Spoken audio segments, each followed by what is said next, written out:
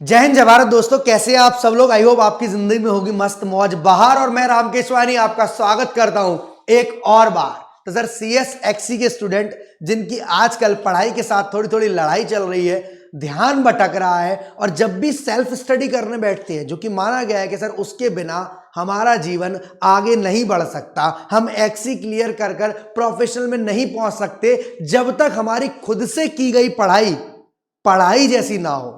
ठीक है, तो उसके लिए हम बात करते हैं कि सर सबसे पहले CS XC के संग दिक्कत क्या है। दिक्कत तो सर ये है कि पढ़ाई कैसे होगी। दिक्कत ये है कि सर पढ़ाई कैसे होगी, जिस मोड में हम लोग कर रहे हैं, जिस तरीके से हम कर रहे हैं, जो मेथड ऑफ स्टडी हमने फॉलो कर रखा है, क्या उस मोड से हम लोग जून 24 क्लियर कर भी पाएंगे या नहीं। तो सबसे पहली बार जो दिन में ये 50 बार सवाल अंदर से आता है, यही आपको पास कराएगा। ये 50 बार सवाल अंदर से जो आता है ना, जो आपको जागे रखता है, जो आपकी रातों की नींद कभी कभी हल्की सी उड़ाई रखता है, ये सोचकर के सुबह 8 बजे क्लास है कहीं छूट ना जाए। अरे यार, दिन में 4 क्लासेस करने के बाद उसकी सेल्फ स्टडी हो पाएगी या नहीं। अरे यार, हमको DPP भी तो करनी है, डेली प्रैक्टिस पेपर भी तो करने हैं, खुद से तो करी पढ़ाई करी नहीं। ये जो अंदर से सवाल आ रहा है ना बार बार, यही पास कराएगा। ये उन्हीं स्टूडेंट्स के लिए आता है जो डेडिकेट है। डेडिकेशन कोई ऐसी चीज नहीं कुर्सी पर बैठकर आप 16 घंटे पढ़ाई कर रहे हो लिख लिख कर। डेडिकेशन यही है कि चीजों से डर लगना डेडिकेशन है। अब उस डर को पार कैसे करना है, डरते ही नहीं रह जाना है खाली। तो सर डर रहे हैं हम लोग, तो अगर डर नौका पार करा देती तो सिर्फ डरता, आधे से ज्यादा दुनिया डर रही है। तो पढ़ाई कैसे होगी, सबसे पहले इस बात को समझ लो। ये मन में सवाल आ रहा है तो अच्छी बात है, कोई बुरा ख्याल नहीं है, क्योंकि ये सवाल अगर मई के लास्ट में आएगा तो दिक्कत है। ये सवाल अभी आ रहा है तो कोई दिक्कत नहीं है। अब आप अपने आप को समझो कि सर आप कहां स्टैंड कर रहे हो। आप स्टैंड कहां कर रहे हो कि आप दिन भर में अगर 10 घंटे के टारगेट्स बना रहे हो और उसके बाद 8 घंटे के भी अचीव हो पा रहे हैं, तो कोई प्रॉब्लम वाली बात नहीं है। 80% एक्यूरेसी चलती है। अब आप धीरे धीरे आगे बढ़ो, टारगेट्स को बढ़ा दो, 12 घंटे पर पहुंचा दो, और फिर 10 घंटे पर अचीव होने दो।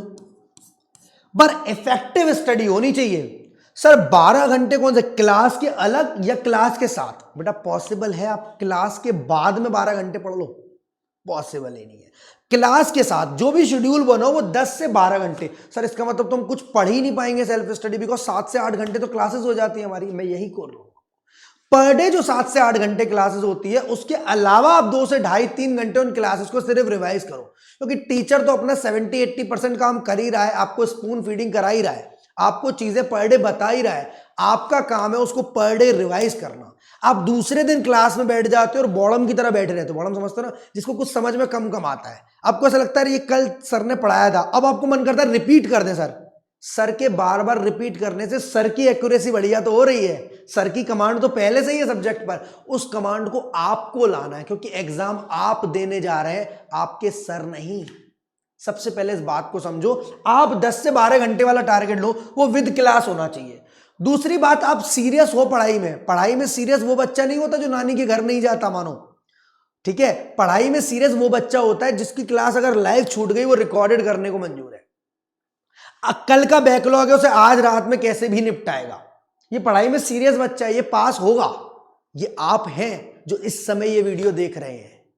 तो सबसे पहली बात, पढ़ाई कैसे होगी, ये वाला डाउट तो आपका क्लियर हो गया कि पढ़ाई साथ साथ होगी। क्लासेस के साथ साथ आप अपने होमवर्क को कंप्लीट करो। 70% एक्यूरेसी निकल रही है, बहुत है। 80% कंप्लीशन हो रहा है, टारगेट बहुत है। सर अगर 30-40% हो रहा है तो कोई दिक्कत नहीं, उसको भी कॉन्फिडेंस मानो, बस उसको बढ़ाना है हमें, बस घटे ना। ऐसा ना हो जाए एक टाइम पर आपको सब्जेक्ट से नफरत हो जाए, क्योंकि वहां दिक्कत होती है सबसे ज्यादा। कि इनकम टैक्स जब शुरू में पढ़ा था तो बड़ा अच्छा लगा था, GST शुरू के प्रोविजंस बड़े मजे आ रहे थे, कंपनी लॉ जब स्टार्टिंग में पढ़ा था बड़ा, अब ये टेक्निकल होता जा रहा है। इसी टेक्निकल के लिए ये एग्जाम का परसेंटेज इतना कम जाता है। अगर सभी बच्चे CS पास कर लें फर्स्ट टाइम के अंदर, 100% रिजल्ट जाए, तो क्या इस कोर्स की वैल्यू रहेगी। तो पढ़ाई कैसे होगी, पढ़ाई के साथ साथ आपको सेल्फ स्टडी टाइम को थोड़ा थोड़ा बढ़ाना है। मैं ये नहीं बोल रहा हूं कि 8 घंटे की क्लास है तो 8 घंटे आप पढ़ो, पॉसिबल ही नहीं है भाई, पॉसिबल ही नहीं है। 7 से 8 घंटे की क्लासेस चल रही है, 2 से ढाई घंटे अपना टारगेट ले लो। अगर सर क्लासेस 5 घंटे चल रही है तो आप भी 5 घंटे पढ़ो दोस्त। तो पॉसिबल है कि आप 10 घंटे का पर डे टारगेट ले लो, उसमें संडे कभी कभी चाहिए मौज ले लो, कोई दिक्कत वाली बात नहीं। कोई बीच में ओकेशन आ रहा है, मजे ले लो, पर वो मजे ऐसे लो उस समय दिमाग में किताबें नहीं चलनी चाहिए। तो पढ़ाई के टाइम पर पढ़ाई और मौज के टाइम पर मौज।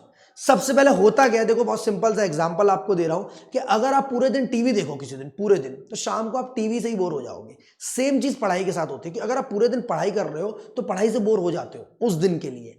अब आप हाफ एन आवर अगर टीवी देख रहे हो, मोबाइल फोन चला रहे हो, तो कोई दिक्कत नहीं, आपको मजे ज्यादा आएंगे। पर पढ़ाई करते समय ये सोच रहे हो थोड़ी देर फोन चला लो, वो थोड़ी देर फोन चलाने को कंट्रोल करना है आपको। उस समय पढ़ाई से उठना नहीं है आपको। सर अगर मन ना करे सब्जेक्ट चेंज कर दो, ये समझ में नहीं आ रहा दूसरा उठा लो, जो सबसे फेवरेट है उसको उठा लो, बार बार दिन में 3 बार उठा लो। आपकी आदत में आना चाहिए पहले, क्योंकि आप डबल ईटी से एक्सी में आए हो, तो डबल ईटी में टिक मार्क चलता था, लास्ट के 15 दिन में कर लिया और एग्जाम पास हो भी जाता था। बट एक्सी में ऐसा नहीं है दोस्त, सीएस एग्जीक्यूटिव में ऐसा नहीं होना है आपके साथ। पढ़ाई कैसे होगी ये मैंने आपको बता रखा है। कंसंट्रेशन भटकने के कुछ कारण होते हैं कि हमारे दिमाग में कई सारी चीजें चलती हैं, वो 1-2 दिन में नहीं जाएंगी। आप अपने फेवरेट सब्जेक्ट को बार बार करो, न्यूमेरिकल सब्जेक्ट को खुद से सॉल्व करने की कोशिश करो। और भले ही आपके एग्जाम में एमसीक्यूज नहीं आते, बट आप एमसीक्यूज अगर आपके पास हैं तो आप उनको बार बार करो, उससे आपकी सब्जेक्ट पर कमांड बनेगी, आप डिसीजन मेकिंग ले पाओगे, आप ऑब्जेक्टिवली सब्जेक्ट को पसंद करने लगोगे। और एक बार जब जिसको पसंद करने लगते हैं उससे एक बार जब प्यार हो जाता है तो जिंदगी उसी के साथ बिताने का मन करता है। और मैं ऐसा चाहता हूं कि आप एक्सी के बाद प्रोफेशनल में आए और हमसे फिर मुलाकात करें। तो सर इसी के साथ ऑल द बेस्ट विशेष है मेरी बहुत सारी। अगली वीडियो फिर मिलते हैं एक और बेहतरीन धमाकेदार कॉन्सेप्चुअल वीडियो के साथ। और मेरा वक्त आ गया आपको क्या प्यार से बोलने का। थैंक यू सो मच, मिलते हैं अगली वीडियो में, तब तक के लिए जय हिंद जय भारत दोस्तों, love you all of you, be happy always.